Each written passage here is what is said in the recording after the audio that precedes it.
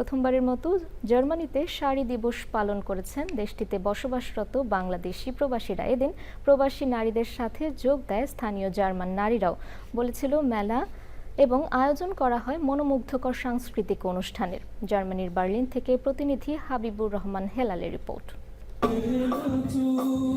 শাড়ি মানি বাঙালি নারীদের চিরচেনা প্রধান পরিধেয় অনুষঙ্গ। গ্রাম থেকে শহর কিংবা নগরে নারীদের প্রিয় বস্ত্র শাড়িতেই ফুটে ওঠে নারীদের আসল সৌন্দর্য।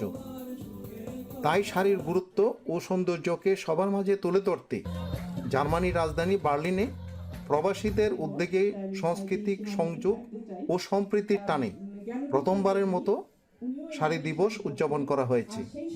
এই উপলক্ষে শুক্রবার নগরীর বাইনস্ট্রাসে মিলনায়তনে ছিল প্রবাসী নারীদের বাহারি শাড়ির প্রদর্শনী। শাড়ি দিবস থেকে উদযাপনের দিনে সমাগম হয়েছিল বিপুল সংখ্যক প্রবাসীদের।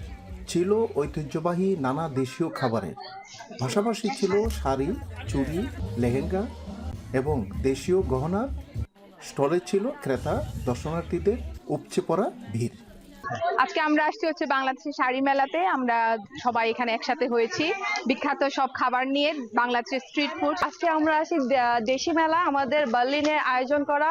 সো এখানে আমাদের দেশি প্রোডাক্ট নিয়ে আমরা আসছি, আমাদের দেশীয় জামদানি। তো সবাই এখানে খুব খুশি। সবার সহযোগিতায় এমন একটা অনুষ্ঠান সফলভাবে সম্পন্ন করতে পেরে সর্বস্তরের দর্শকদের ধন্যবাদ জানান আয়োজকরা। পরে খেলাধুলায় বিজয়ীদের সবার মাঝে পুরস্কার বিতরণ করেন প্রবাসী নারীরা। শাড়িতেই নারী, আর শাড়ি মানেই ঐতিহ্য। এটা হলো বাংলার ঐতিহ্য, আর এই জার্মানিতে আমরাই প্রথম উদ্যোগ নিলাম। Habibur Rahman Helal, channel I, Germany.